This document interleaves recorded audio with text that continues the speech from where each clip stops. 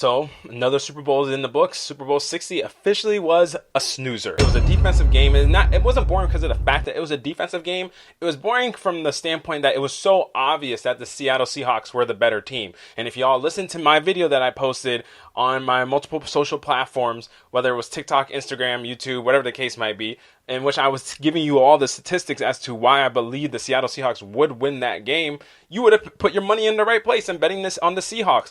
The Seahawks were easily the team that was able to force the most pressure without needing to even blitz throughout all the season. Their defense, I noted, was the best defense coming into this game, while the Patriots had better offense throughout the regular season.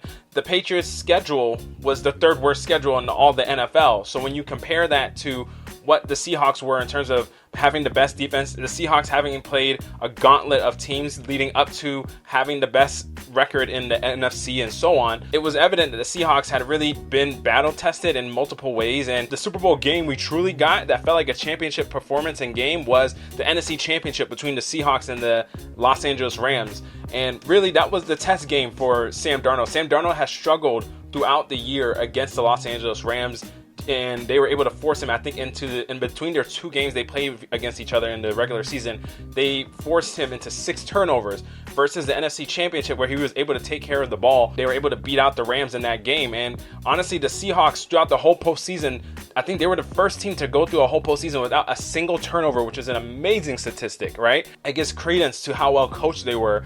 And their coach now, I believe, being the 3rd youngest head coach of all time to win a Super Bowl, just a little bit older than Sean McVay and Mike Tomlin when they won their first Super Bowl championship. So that's credence to how good of a coach he is. Mike Macdonald deserves all the flowers that he earned throughout that run, because the way that they pretty much dominated the New England Patriots, where he pretty much exposed Drake May, and Drake May had an awful QBR. When you look at the statistics, QBR of 16.3, he was sacked 6 times.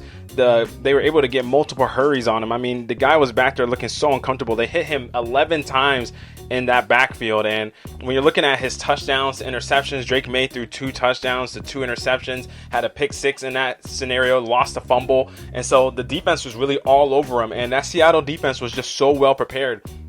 And Sam Darnold even noted in his post-game presser that he didn't play the best game. He didn't have the offense in the optimal position and playing their best game, but he did just enough to be able to get them a win, right? He was 19 of 38 from the field for 202 yards, 1 touchdown, 53 QBR. But the person who really helmed this win for them was Kenneth Walker III with 27 carries, 135 rushing yards. And while he didn't have a touchdown, he's really the one that kept the foot on the neck of the New England Patriots defense, where he just kept busting out these runs. I mean, he was averaging 5 yards a carry. And so they really had a problem stopping him. And he ended up becoming the Super Bowl MVP. I think the first Super Bowl MVP since 1998 to be a running back. And that was when Terrell Davis was the last running back to win the Super Bowl MVP. So that's kudos to Kenneth Walker III, in which, another side note, his dad, who doesn't like crowds, he avoided going to all his son's games because he hates crowds. His first game apparently going to see him play at in the NFL was watching him play in the Super Bowl. An amazing moment for the first time your dad can watch you play an NFL game.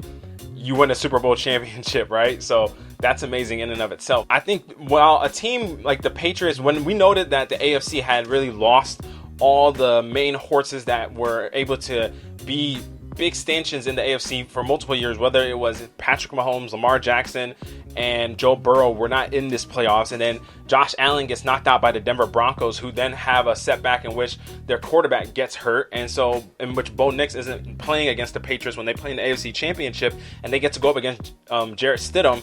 It's just a different paradigm for that New England Patriots team, where they didn't have the level of attrition that the Seahawks had, where the Seahawks were tested. They had the 4th hardest strength of schedule throughout the whole season according to team rankings, right? And so that's one of those scenarios you look at it and you're like, wow, that's the gap where you see a team that was actually like a real contender, because it didn't look like the Patriots should have been in that scenario against the Seahawks. I'm just keeping it real with y'all. It really was a disappointment that we didn't get the Broncos with a fully healthy Bo Nix to be able to try and go up against that New England Patriots team, because I think the outlook would have been very different. And even that game against the Broncos with their backup quarterback was a game that was nip and tuck, right? And a couple of Sean Payton questionable calls here and there, the snow playing a factor, all that, you don't know how that game could have turned out. And so it really makes you look at that Patriots run and say, congrats on getting there, but it's one of those things where you kind of got, I don't know, I don't want to like discredit them entirely, because I mean they were playing in the Super Bowl and they did score 2 touchdowns, right? But it was just such a crazy mismatch. I mean, they were held scoreless throughout 3 quarters, y'all. Like, it really wasn't a close game by any margin. Like, they started scoring in that 4th quarter, but the Seahawks were in total control. Unless the Seahawks just utterly collapsed and started turning the ball over themselves as well to give the Patriots that window to come back in the game, this game was not close. Like, I'm just trying to make sure that is understood. I don't want any kind of misinterpretation. This was not a close game by any means and by any margin. I mean, I understand why people are calling this the Bad Bunny Bowl and why they were calling it that, because it was a Super Bowl that was more defined by its halftime show than the actual football that was played, right? Like, there was more conversation about the halftime show and the ramifications of it and the lead up to it and all that stuff than the actual game we got to watch, which is crazy to me. And I don't know, maybe we've just been spoiled with good Super Bowls over the last few years, but that was a snoozer. That was a snoozer. Ow. Yep. Truth hurts. The Seattle Seahawks were so good also on special teams and special teams coverage, not giving the Patriots any free yardage. I think they only had a couple of returns on a few kick returns, maybe on a couple punts where they got like maybe 10 to 20 yards at most. But other than that, the Patriots were consistently getting down within like the 10-yard line on the Seattle Seahawks punts. And that just goes to show how good of an all-around team the Seahawks were this year. And their biggest threat was literally the Los Angeles Rams, who they met in the NFC Championship.